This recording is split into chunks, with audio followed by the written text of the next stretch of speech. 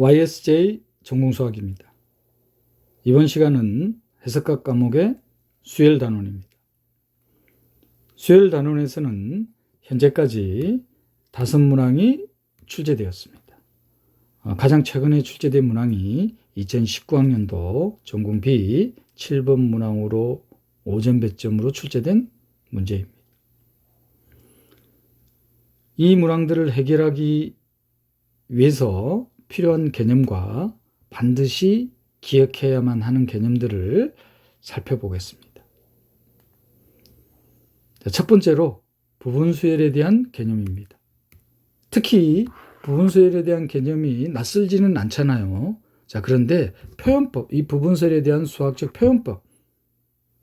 표현법은 익숙하지 않으실 수 있으실 겁니다. 그래서 부분수열에 대한 이 표현법, 인덱스를 사용했죠. 첨자를 사용했습니다. 그래서 N1, N2라는 순서가 정해지면은 이 N1, N2에 대한 새로운 수열, 부분수열에 대한 노테이션이 다음과 같이 된다는 것. 서논술형에서 부분수열에 대한 표현법을 사용해야만 되는 경우가 자주 발생하기 때문에 부분수열에 대한 수학적 표현법에 익숙하셔야 됩니다. 부분수열에 대한 개념으로 나오는 유용한 결과가 xn이라는 수열이 특정한 값 a에 수렴하면은 이 xn에 대한 부분수열, 이 부분수열 또한 a에 수렴한다는 사실입니다. 이 결과를 조금 더 자세히 들여다볼 필요가 있는데, 자세히 들여다보는 가장 효과적인 방법은 xn이라는 수열이 a에 수렴할 때 이 수열에 대한 부분수열이 a에 수렴한다. 가장 명확하게 들여다보는 방법은 여기 참인지 거짓인지를 살펴보는 겁니다. 여기란 부분수열이 a에 수렴하면 이 부분수열을 가지고 있는 수열이 a에 수렴하느냐? 참인가요, 거짓인가요? 증명은 어느 정도 스케치를 해야 되는 과정이 필요하지만 참인지 거짓인지를 알아보는 방법은 반례의 존재 유무죠. 특히 수열에서 빈번하게 사용하는 이그샘플로는 xn이라는 수열을 어떤 거로 들으면 되냐면은 -1의 n 거듭제곱입니다. 이 수열은 짝수번째 항에 대해서는, 즉 짝수번째 항에 대한 부분수열이죠. 1이 될 겁니다. 홀수번째 항들에 대한 부분수열 -1이죠.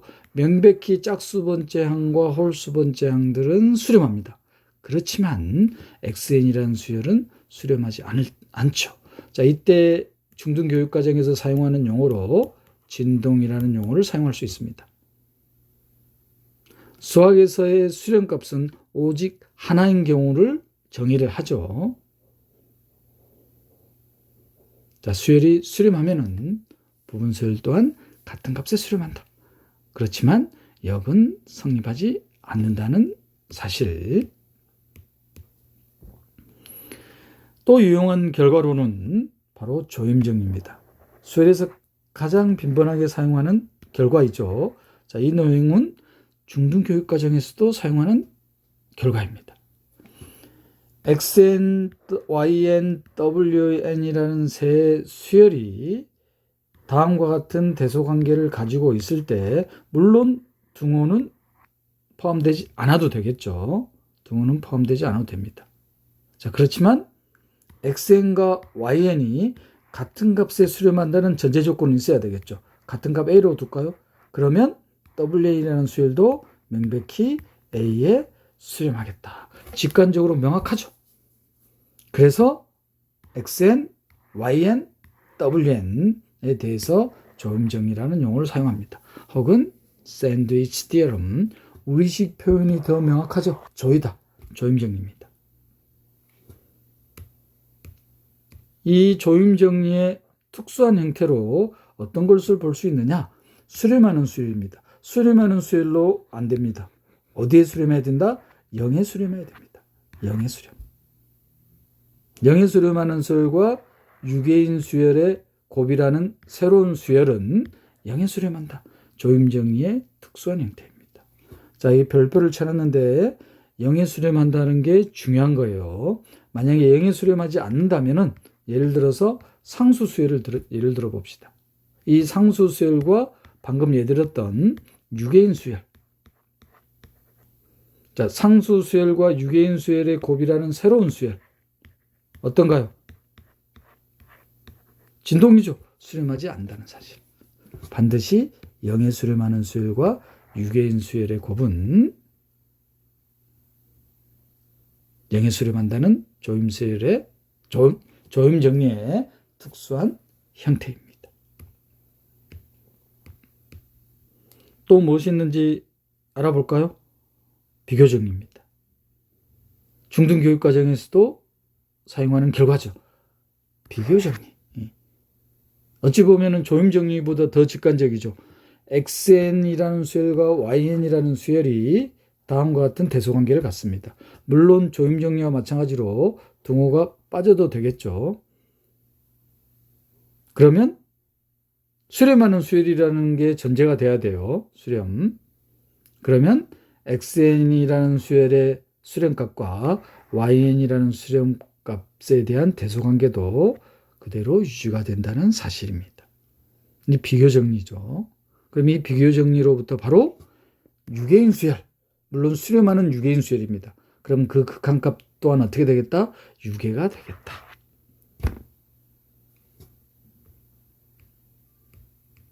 비교정리였습니다. 자, 그리고 단조 수렴 정리가 있겠습니다. 모노톤이라는 것은 증가 또는 감소하는 수열을 의미하죠. 모노톤 컨버전스 티어럼. 중등교육 과정에서는 수열의 수렴값을 찾는 데 초점이 맞춰져 있다면 학부과정, 대학교 과정에서는 수렴값을 찾는 게 아니라 주어진 수열이 수렴하느냐 발산하느냐, 여기에 초점을 맞추죠. 그래서 단조 수렴 정리입니다. 수열이 증가 또는 감소, 단조하면 증가하면서 위로 유계, 감소하면서 아래로 유계,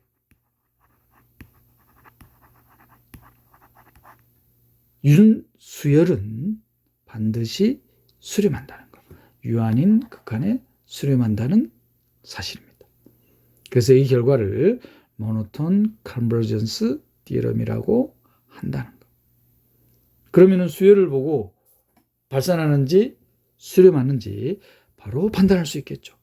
자, 그러면 주어진 수열이 모노톤인지, 모노톤이라면 위로 유계인지 아래로 유계인지, 이 두 가지만 확인하면은 주어진 수열이 수렴한다는 게 모노톤 컨버전스 티어럼입니다.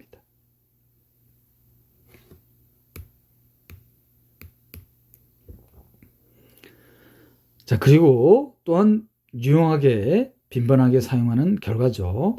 볼자노-바이스트라스 티어럼입니다. 모든 유계인 수열은 유계인 수열이 수렴하지는 않죠. 앞에서 방금 반례를 생각해 봤습니다.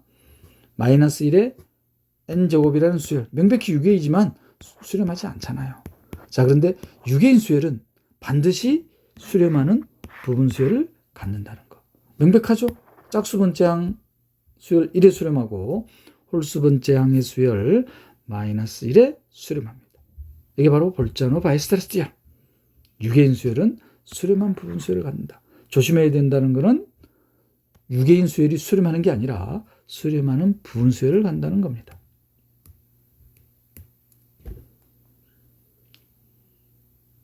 자, 그리고 코시 수열에 대한 개념. 코시 수열이란 뭐냐? 임의의 두 항 사이의 차, 임의의 두 항 사이의 차가 임의의 실수보다 작게 되는 수열을 코시수열이라고 하죠. 그러면 자연스럽게 노트에 대한 결과가 나오시나요? 나오십니까? 임의의 두 항 사이의 차가 임의의 실수보다 작은 수열을 코시수열이라 한다. 임의의 두 항 사이의 차가 임의의 양의 실수보다 작으니까 충분히 큰 적당한 캐피털 N이라는 자연수를 선택했을 때 그 N을 고정해 볼까요? 그러면 XN 빼기 캐피털 N, 요게 임의의 실수보다 작은 거니까 그 임의의 실수를 입실론 재료로 픽스해 볼까요? 자, 그러면 XN이라는 수열은 어떻게 되나요? XN이라는 수열은 XN 더하기 입실론 제로보다 작게 되잖아요. 충분히 적당한 자연수 캐피털 N 이유항부터. 그러면 그 이유항 n번째 이유항부터의 모든 n에 대해서는 이 값보다 작다는 뜻이잖아요. 유항계의 항은 수열의 수렴 발산에 영향을 미치지 않기 때문에. 그럼 이 결과로서 xn이라는 수열은 뭐다? 유계라는 걸 알 수 있잖아요.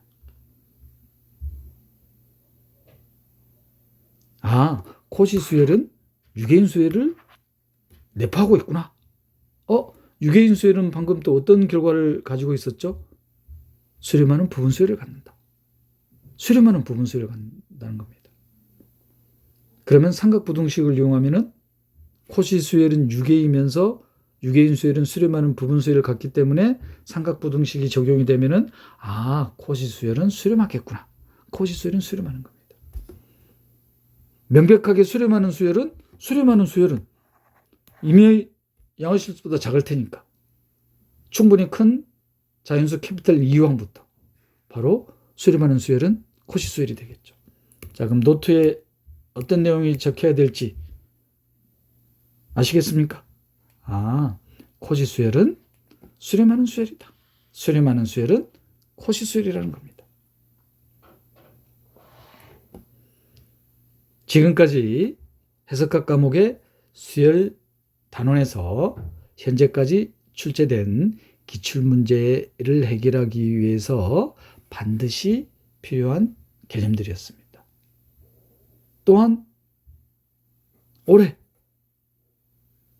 출제가 예상되는 수열 단원에서의 문항들에 대한 필요한 개념들이었습니다. 자, 그럼 기출문제를 한번 살펴볼까요? 2004학년도 8번 문항으로 출제된 문제입니다. 수열 XN이 유계인 증가 수열을 보이고 모노톤 유계 바로 단조 수렴 정리를 증명하는 문제죠. 그 증명을 이그젠플로 해결하는 문항으로 출제를 했습니다. 그러면 귀납적으로 정의되어 있는 이 수열에 대해서 먼저 유계인근을 보여야 된다. 유계인근은 어떻게 보여야 되나요? 유계인근은 귀납적으로 보일 수 있겠죠. 귀납적으로 보일 수 있겠습니다. 그리고 증가수열은 이웃하는 항 사이의 차로 보일 수 있겠죠. 이웃하는 항 사이의 차가 양수이면 증가하겠죠. 혹은 음수이면 감소하겠죠. 특히 요 유계인 거 보일 때 귀납적으로 보인다고 했잖아요. 그죠? 귀납적으로. 유계인 걸 보여야 돼요. 근데 첫 번째 항이 3이에요. 그럼 약간의 예측 작업이 필요합니다. 어떤 예측 작업이 필요하느냐? 부분 수열에 대한 개념입니다. 수렴한다면 부분 수열 또한 같은 값에 수렴하기 때문에 xn 플러스 1, xn이라는 부분 수열로 보면 되겠죠. 그럼 같은 값에 수렴하는 거예요. 극한 값을 x로 볼 수 있겠죠. 6, x 제곱 빼기 8x가 될 겁니다. 처음 값이 3이니까 증가함을 보이는 거였으니까 요 극한 값은 3보다 큰 값이 되겠죠. 그래서 유계인 걸 보일 때 요거 보면은 3보다 큰 거로 4가 찾아지나요? 4가? 그럼 유계인이라는 걸 보이라는 것은 모든 자연수 n에 관해서 귀납적으로 정의되어 있는 이 수열이 3과 4 사이의 값으로 나타나겠구나. 4의 선택을 하는 방법이었습니다. 증가는 뭐 바로 보여지죠. 이웃하는 항사의 차가 양수임을 보이면 되니까. 그런 모노톤 컨버전스 디어럼에 의해서 주어진 수열은 수렴함을 보였고 극한값도 바로 찾아지겠죠. 팁입니다. 팁. 이미 개념 살펴보면서 모노톤 컨버전스 디어럼에 대해서 단조 수열, 특히 증가하는 수열일 때는 위로 유계해야 된다. 그 말은 증가하는 수열은 수프리멈에 수렴하겠다. 감소하는 수열은 아래로 유계. 아래로 유계니까 어디에 수렴해야 되겠어요? 하한에 수렴해야 되겠다. 즉 인피멈과 수프리멈에 수렴하겠다는 결과를 얻을 수 있겠죠.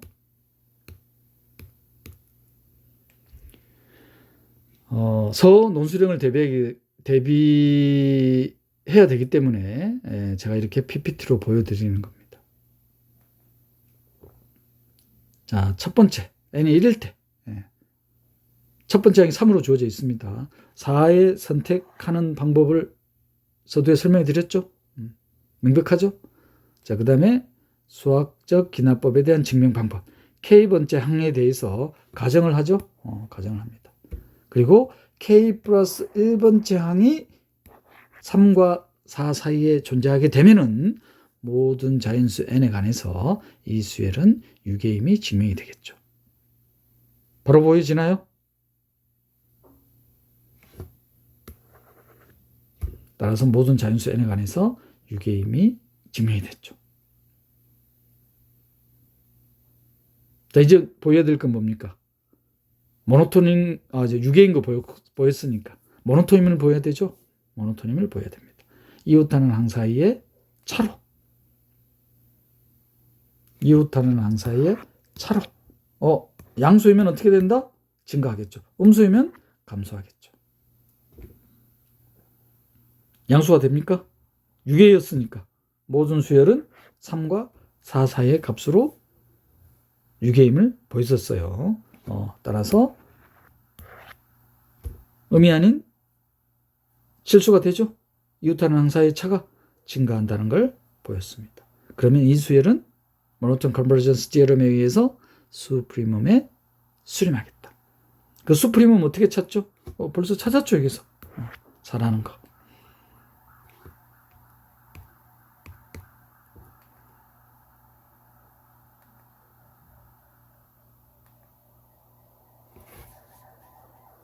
됐습니까?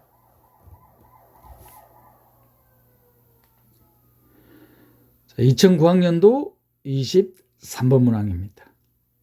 합답형 문항이죠. 자, 주어진 수열이 수렴하는 수열을 찾는 겁니다. 자, 기억을 보면은 지수에 로그가 들어가 있나요? 그죠? 로그. 그럼 지수의 로그에 대해서 기억이니까 바로 해결되죠. 로그에 대한 밑변환 공식. 상용록으로 보면 될까요? 로그 n 더하기 1에 10으로 보여지네요. 그죠? 미드하고 로그의 밑이 같으면 10이 되나요? 상수 수열이네요. 그죠? 수렴. 자, 니은은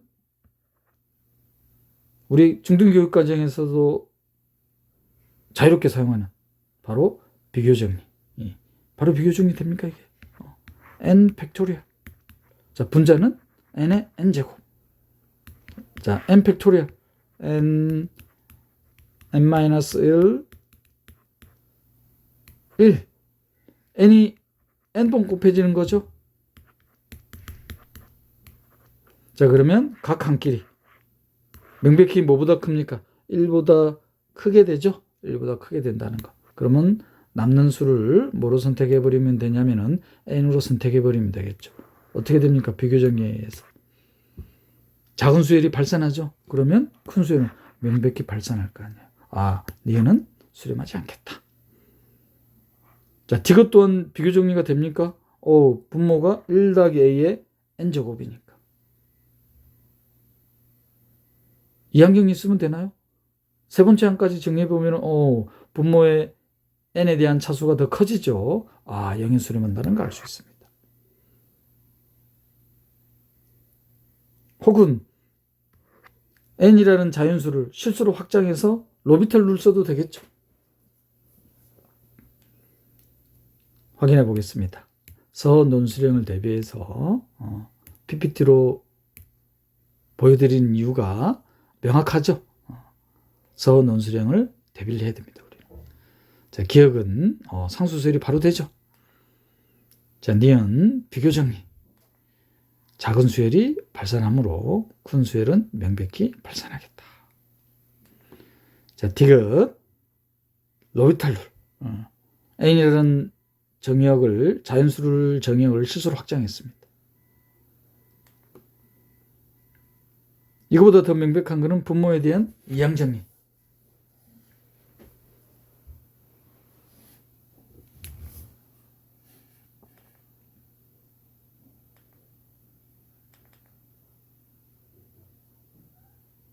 됐습니까? 자, 2010학년도 29번 문항입니다. 상수수열이 아닌 수열이라고 해놨습니다. 상수수열이 아니에요. 자, 이 수열에 대해서 참거짓을 선택하는 합답형 문제가 되겠습니다. 기억을 보면은 절대값에 대한 인접하는 항 사이의 비에 대한 극한이죠. 3분의 1이라고 되어 있습니다. 그럼 이 수열은 수렴하느냐? 그러면은 수렴하니까 충분히 큰 자연수 캐피털 N을 선택했을 때 그 이유항이 어떻게 됩니까? 3분의 1에 근접해 가게 되는 거죠. 그러면은 충분히 큰 자연수 캐피털 N 이유항에 대해서는 명백히 XN이라는 수열이 감소하죠. 감소한다는 걸 확인할 수가 있습니다. 자, 감소하는데 3분의 1만큼씩 감소하게 됐죠. 그럼 바로 어떤 결과를 쓸 수 있나요? 조음정리를 쓸 수 있죠. 혹은 이 단어는 아니지만 급수의 수렴 발산 판정법이라는 단원의 개념을 사용하면은 바로 뭐가 되나요? 이게 레이시오 테스트가 되죠. 레이시오 테스트. 비판정법. 비판정법에서 주어진 XN을 일반항으로 하는 급수는 수렴한다는 거. 급수가 수렴한다는 말은 급수의 일반항은 0에 수렴하죠. 아무래도 이 2010학년도 출제자는 이거를 의도했겠죠. 자, 니은은 XN이라는 수열이 단 하나의 극한점을 갖습니다. 혹시 혼란을 피하기 위해서 명확하게 또 써놨어요. 집적점 리미트 포인트. 더 엄밀하게는 accumulation point. 위상수학에서 사용되는 개념이죠. 극한점은 단 하나는 아니죠. 단 하나는 아닙니다. 수렴점은 단 하나이지만.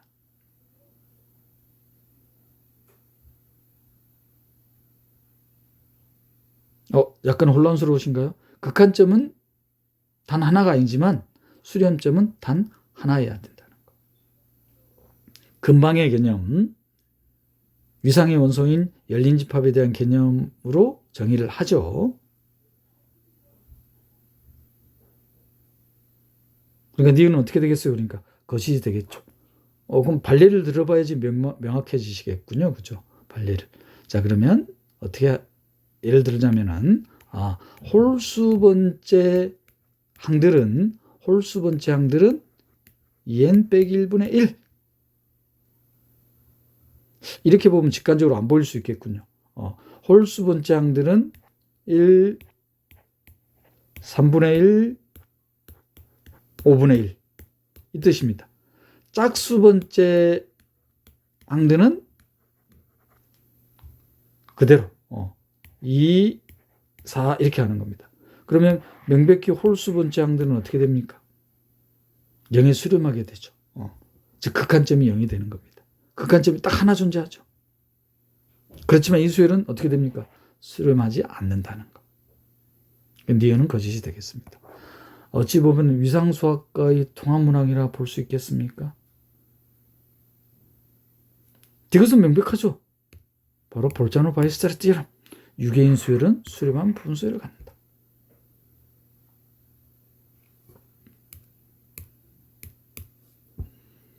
뭐 특별히 서술할 내용도 없죠. 그래서 바로 넘어가도록 하겠습니다.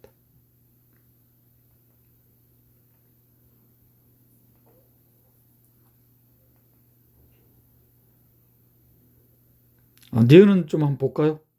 왜냐하면 극한점이라는 위상수학에 사용되는 개념이라서 조금 낯설다기보다는 기억이 희미하실 수 있으니까 홀수 번째 항들은 n분의 1, 짝수 번째 항들은 n입니다.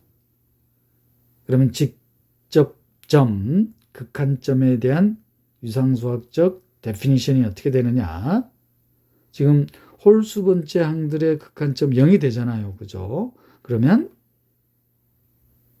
0에 대한 임의의 근방, 즉 구간을 생각하시면 될 겁니다. 구간. 0에 대한 임의의 근방이 되죠. 자, 이 근방에서 0을 제외할 거예요. 그리고 이 수열과의 인터섹션. 서로소가 되면 극한점이 안 됩니다. 서로소가 명백히 안 되죠. 왜 그렇죠? 우리 이전 시간에 실수 체계에서 유리수에 대한 조물성, 서로 다른 두 실수 사이에는 반드시 유리수가 존재한다. 분자를 1로 하는 유리수가 얼마든지 존재하죠. 공집합이 안 됩니다. 따라서 0은 극한점이 되죠. 0을 제외한 또 다른 극한점은 존재하지 않죠. 단 하나의 극한점을 갖습니다. 수렴점과 구별을 하셔야 된다는 거. 자, 이것은 유개인 수열은 수렴하는 부분 수열을 갖는다. 볼자노 바이스타르스 띠아름.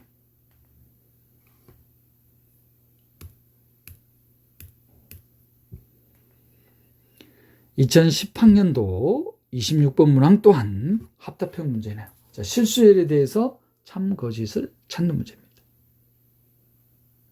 자, 기억. 유개인 수열입니다. 그리고 B에는 코시 수열. 코시 수열은 수렴하는 수열이라고 했죠. 유개인 수열과 수렴하는 수열에 대한 곱입니다. 이게 수렴하느냐? 코시 수열은 수렴하는 수열이니까. 자, 유개입니다. 유개. 코시 수열은 수렴하는 수열이에요. 어디에 수렴해야 되나요? 0에 수렴해야 되죠. 기억은 어떻게 됩니까? 그럼 거짓이잖아요.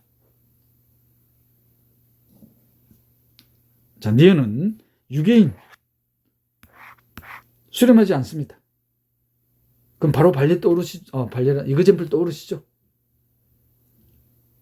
유개이지만 수렴하지 않습니다. 진동하는 수열.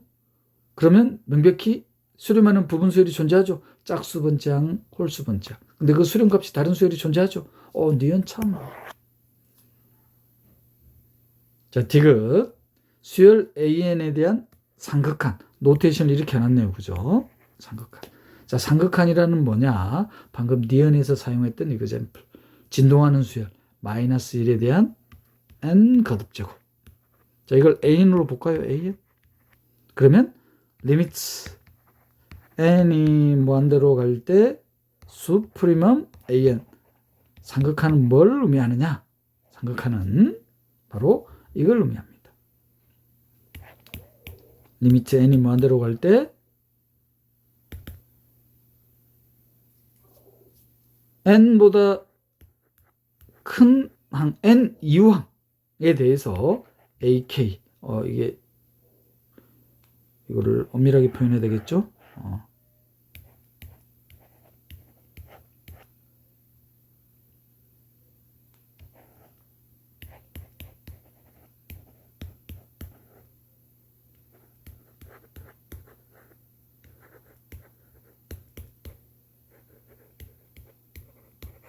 정확한 데피니션입니다.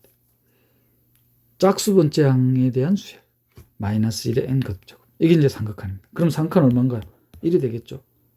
이게 상대 개념이 하극한이 될 겁니다. 그럼 하극한에 대해서 다시 한번 표현해 보겠습니다. 자, 하극한을 어떻게 표현할 수 있느냐? 하극한 limits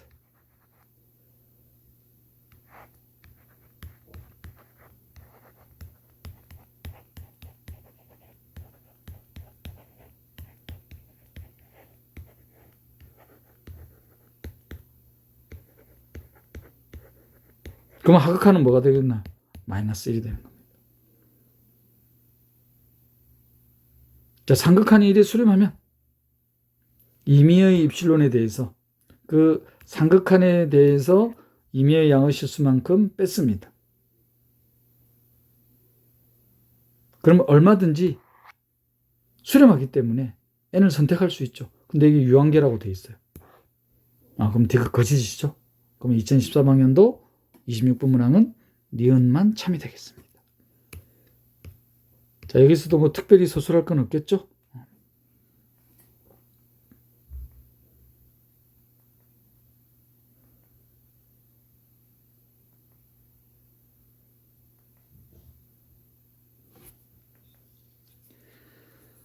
비교적 최근이죠. 수열단원에서 출제된 2019학년도 전공비 7번 문항으로 출제된 문제입니다.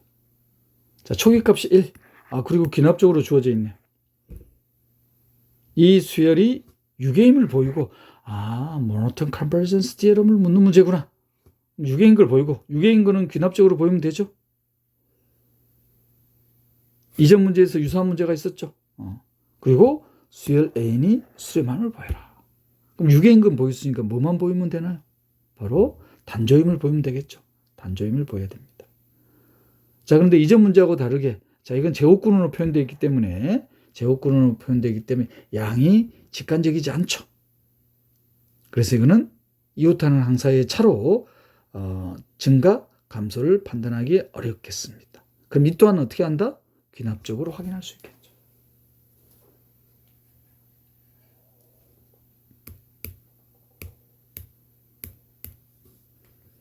자, 먼저 유계인 거. 우리 이전 문제에서는 이 값을 찾았었죠. 수렴한다는 예측으로 수렴하는 수열은 부분 수열 또한 같은 값에 수렴한다는 결과를 이용해서 찾았었습니다.